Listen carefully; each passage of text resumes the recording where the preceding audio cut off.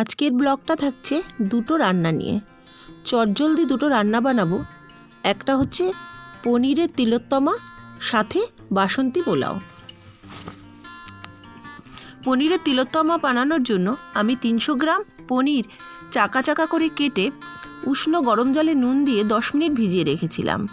আর পোলাওর জন্য আমি 250 গ্রাম গোবিন্দভোগ চালকে ভালো করে ধুয়ে 10 মিনিট মতো জলে ভিজিয়ে রেখেছি।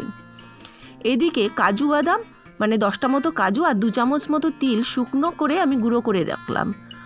পোলাওর জন্য কয়েকটা কাজু, কয়েকটা কিশমিশ, আস্ত গরম মশলা নিয়ে নিয়েছি। ননস্টিকের ডেকচিতে সাদা তেল দিয়ে তাতে আস্ত গরম মশলা, তেজপাতা ফোড়ন দিয়ে গোবিন্দভোগ চালটাকে জল ঝরিয়ে নিয়ে তার মধ্যে দিয়ে দিলাম।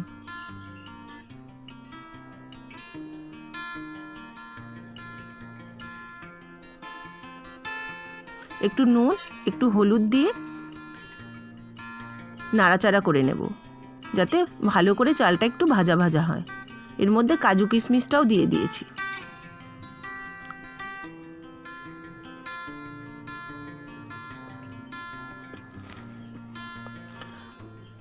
আড়াইশো গ্রাম চালের জন্য আমি 400 ml মতো জল গরম করে রেখেছিলাম, সেটা দিয়ে দিলাম। এদিকে কড়াইতে সাদা তেল দিয়ে আস্ত গরম মশলা ফোড়ন দিয়ে সাদা তিল আর কাজু বাদাম গুঁড়োটা দিয়ে দিলাম। হাফ কাপ মতো টক দই দিয়ে দেবো এতে। এটা একটু হালকা আঁচে নাড়াচাড়া করতে হবে।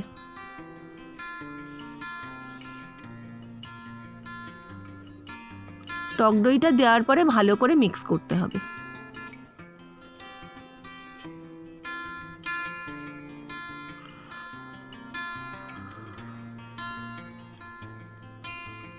একটু মাখন দিয়ে দিলাম, শাহি গরম মশলার গুঁড়ো একটু দিয়ে দিলাম, নুন দিলাম, একটু মিষ্টি দেব, কয়েকটা কাঁচা লঙ্কা কুচিয়ে রেখেছিলাম দিয়ে দিলাম, একটু কসুরি মেথি দিয়ে দেব, একটু ধনের গুঁড়ো দিয়ে দিয়েছিলাম। এইদিকে পোলাওটা প্রায় রেডি। পোলাওতে আমি 1 চামচ মতো ঘি দিয়ে দিলাম।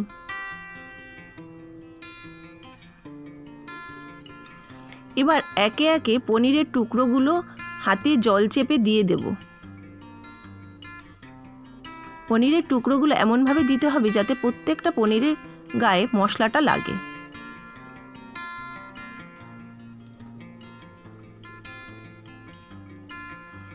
এবার সমস্ত পনিরগুলোকে দেওয়ার পরে খুন্তি দিয়ে আলতো করে একটু এপিট ওপিট করে দিতে হবে, যাতে পনিরগুলো না ভাঙে অথচ গায়ে মশলাগুলো লেগে যায়।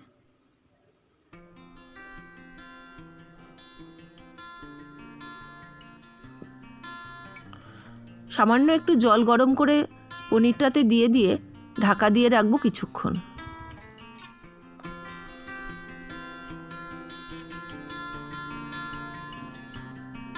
এদিকে পোলাও আমার রেডি।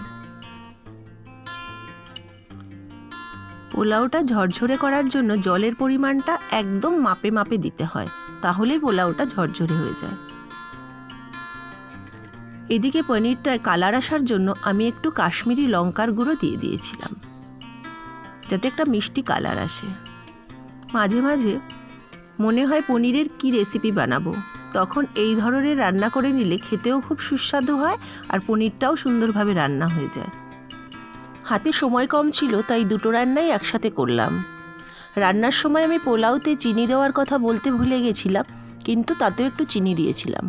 আমার রান্নাও শেষ, ভিডিওটাও তাহলে এখানে শেষ করলাম। আবার চলে আসবো নতুন কোনো ভিডিও নিয়ে।